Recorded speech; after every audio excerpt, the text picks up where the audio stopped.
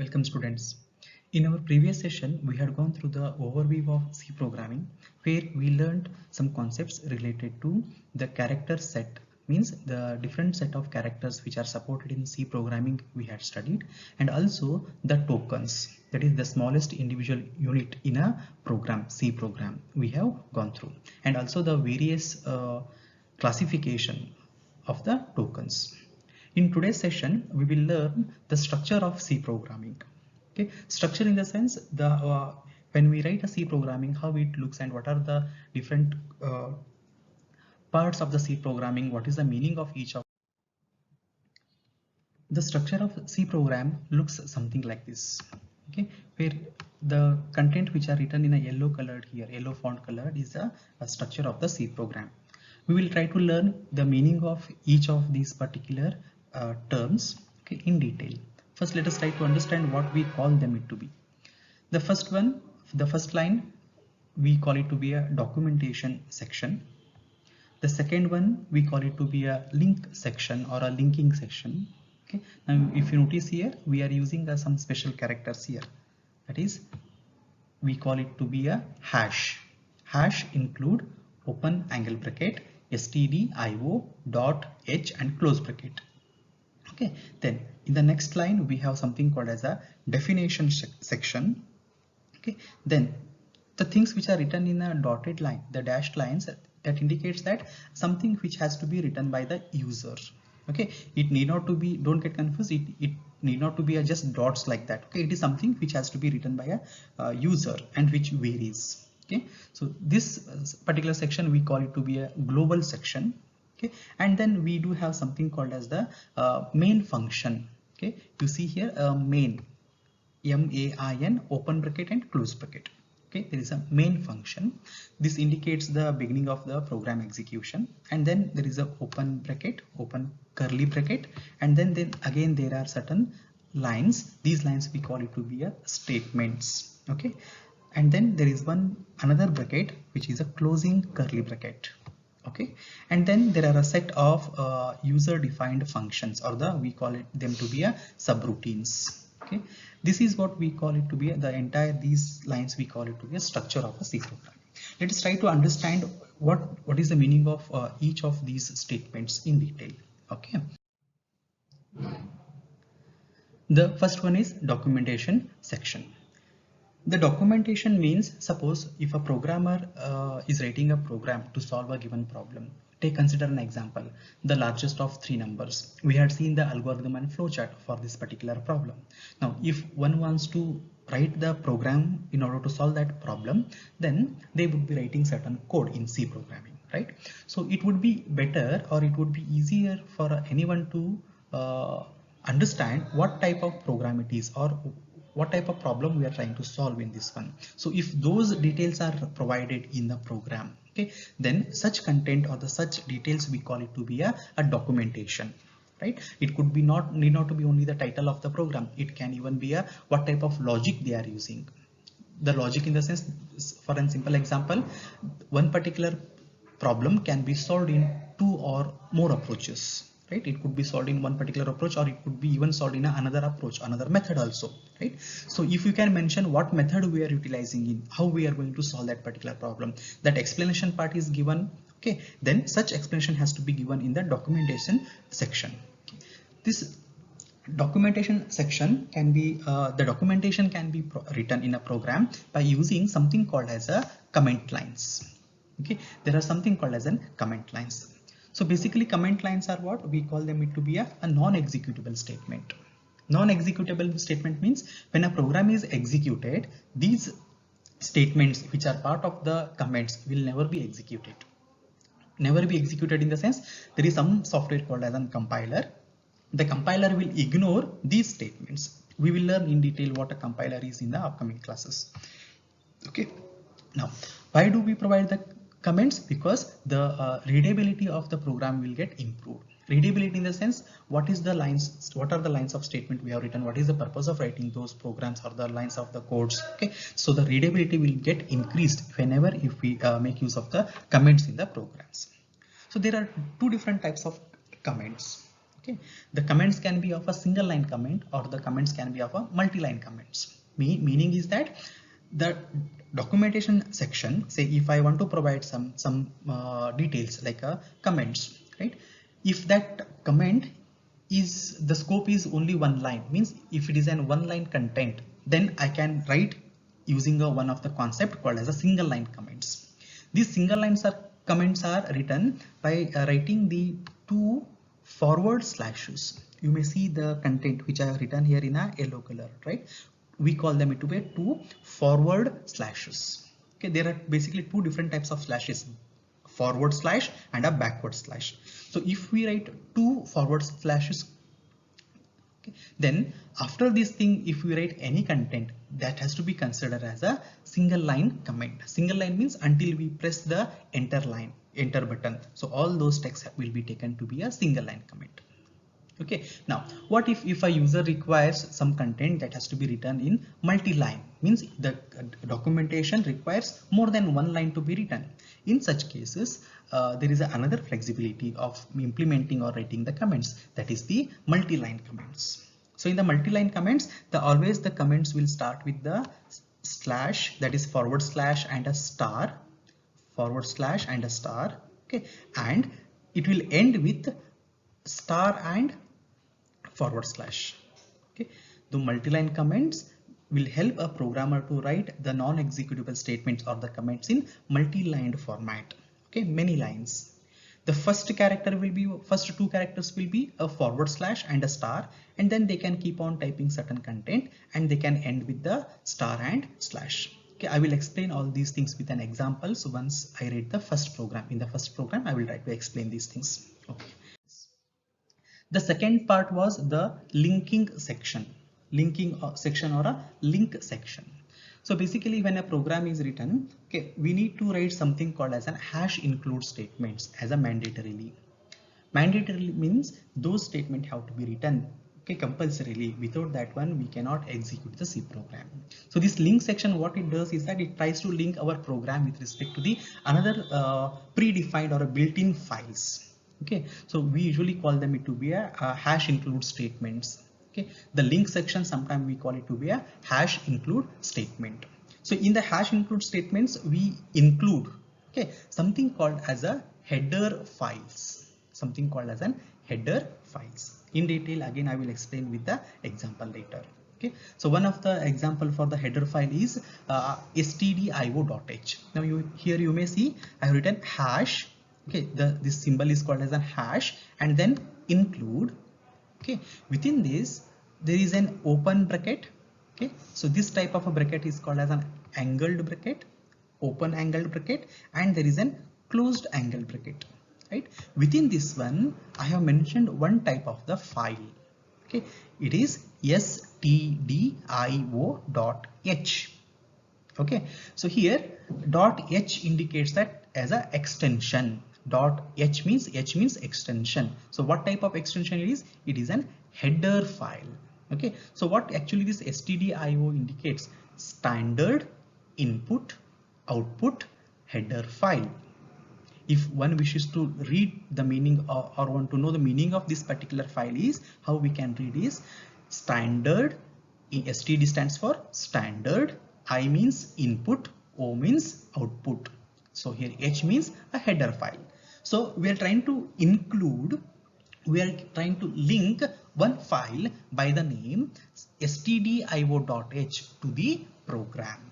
That is the simple meaning of this particular statement. We are trying to include one of the file. What is the name of the file? stdio.h. So what stdio.h means? It is a standard input output header file. It contains certain predefined functions, okay, or a built-in functions. Okay, we will elaborate more on this during the program. Okay, the next is definition section. This definition section consists of certain statements which are written in hash define statements. Okay, again here you see there is one particular special symbol called as a hash and then followed by a define word. So hash define. Suppose if one wishes to declare certain constants. Okay, in a previous class we had gone through something called as a constants. the quantities which will never change their values, we call them to be a constants, right? So in order to define those constants, we make use of this hash define statements or a definition section. For an example, suppose if in a program I want to utilize the value of a pi, right? That pi value, suppose if I wishes to use as a 3.142, then that has to be defined. How I can define? In a definition section. So here hash define, then pi I am writing here. So this pi will be taken as a constant and whose value will be 3.142. So in the program, anywhere if I write letters pi, notice here again pi is in an uppercase. So if I make use of the pi and if I write in uppercase, then that value will be taken as what? 3.142. Okay. Now since it is a constant, means the whatever the value we have set, that is quantity 3.142, if this value, if somebody in the sense in any of the statement, if we are trying to modify this one, then the compiler will give the error. Means because it is a constant cannot be modified. Okay. Yes.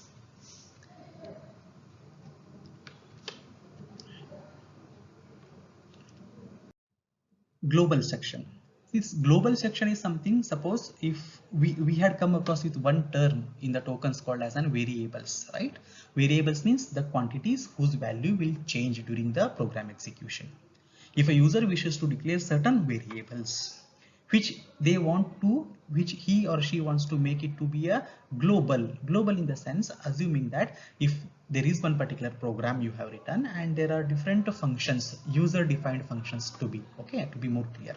If there are multiple user defined functions and all the user defined functions are accessing certain variables, a common variables, in such cases those have to be used in the global section.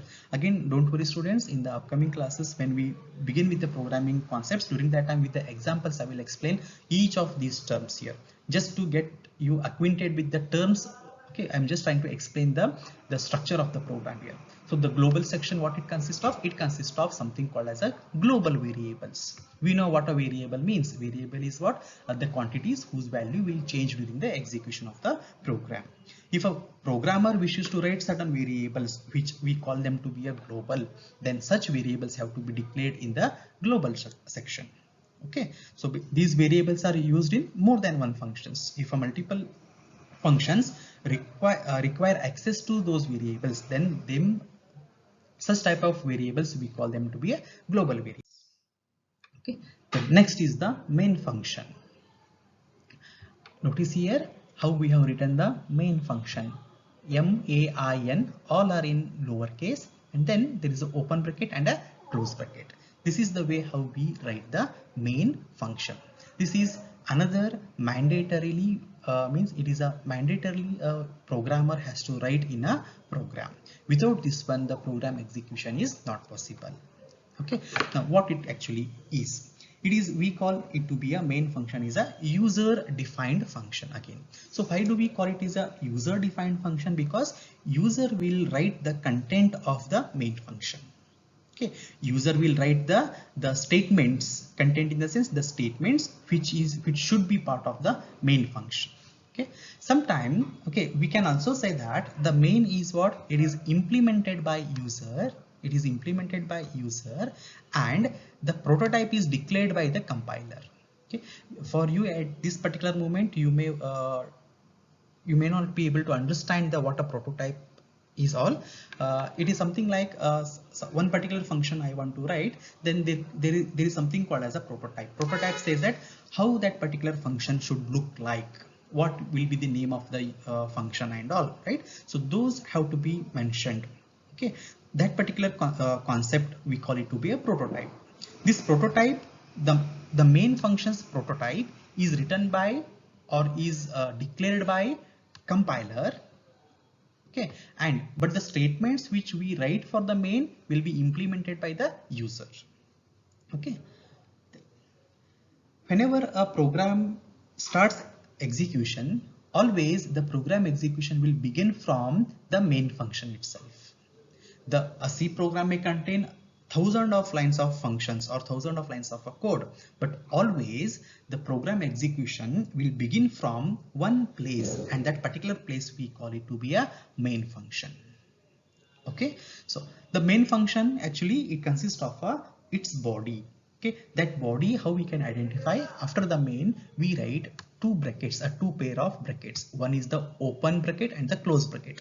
Notice here, these type of brackets we call them to be a curly brackets, or sometimes we also call them to be a braces. Okay, so these curly brackets, the open indicates the first bracket indicates it is the start, that is the beginning of the main function, and the other one, that is ending bracket, indicates it is the termination of the main function.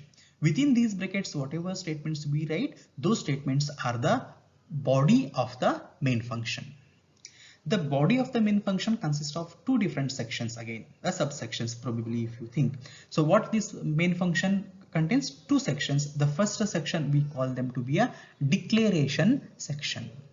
So declaration section means a programmer wishes to write their own variables. They want to wishes the they wishes to write certain variables, right? All those variable declaration has to be done in the main function only, and these declaration of the variables are local variables. Now earlier we had seen something called as a global variables. Okay, here we are coming with another concept, local variables. There is a difference between these two things. I will explain once we touch upon that particular concept. Okay, the first section is declaration of the variables. Whatever variables a programmer wishes to do, so all those variables have to be declared in the main function. Second section is executable section. So executable section in the sense the statements which a programmer wishes to execute, a kind of operation, right? What type of operation they want to perform. Okay, it could be an input operation also. Sometimes user wishes to read certain data from the keyboard, so those statements they have to write. Then the operations, calculations they want to perform, so related to those particular statements have to be written. And if a programmer wishes to display some content back to the user through the monitor or the screen, then they need to write certain more statements. So all these executable statements again have to be written in the main function. So what a main function consists of? Two things. The first one is the declaration of the variables, and second is the executable statements. Okay, now the statements in the sense it is one particular command, right, that we are trying to give it to the compiler or the program. How we can identify or how we can differentiate between two commands or the two statements? That can be done using something called as another special character called as semicolon. If we write a semicolon at some particular place, that indicates that that statement is getting terminated. Terminated means the end of that statement has occurred, okay, at that particular point. After this semicolon, if I write something, that will be taken part as a next statement. Okay, so what this is about the main function. To just in order to recollect this, what a main function is. Main is a user defined function. Okay, so we sometimes we call it to be implemented by user, which is defined, whose prototype is defined by the or declared by the compiler. Okay, always the program execution begins with the main function. So main function, the body of the main function is placed within what? Open bracket and close bracket. Those are curly brackets. Okay, then the main function consists of two sections again. One is the declaration of the variables, and second is the executable statements. Every executable statements are always terminated with a semicolon. Okay, and the main function is a mandatory in the sense the programmer has always have to write these particular section in the program, in a C program, in order to get it executed. The next is subroutine section. Subroutine sections are basically what? They are the user defined functions. If a user wishes to write the subroutine functions or the user defined functions, they may write it. What usually these subroutine functions does, they try to perform a certain a particular task. If a user wants to perform certain tasks separately, right, then they can write one more function, user defined function, and we call them to be a subroutine section. Okay, we will be learning this subroutine section or the user defined functions in detail in the upcoming classes. Okay, so this is how the basic structure in the sense certain sections. So far we have studied a variety of sections of a C program. Okay, among that there are few things which we call them to be a mandatory sections, and few are optional sections. Optional sections in the sense they can be skipped. Okay, programmer need not to write those particular sections, but mandatorily a programmer has to write two sections. The first one we call it to be a link section, and the second is main function. So link section consists of what? It consists of hash include things. It is hash include certain files. So here you may notice stdio.h. This is mandatorily a programmer has to write. If the programmer doesn't write this one, then the program will never get compiled and it will never get executed. Okay, and the main function is also mandatory because the execution will always begin with this particular function only. Okay, so the lines what you see here, these are nothing but the statements. It could, we call these lines to be a body of the main function, where what it consists of two things. First one is the variable declaration, second is executable statements. Okay, I hope students this particular concept is understood. Okay, we will learn in detail with the examples about these all the sections with the once we begin with the programming concepts. Okay, once we begin with writing the programs, during that time whatever doubts you may have related to these content, these concepts will get cleared. Thank you, students.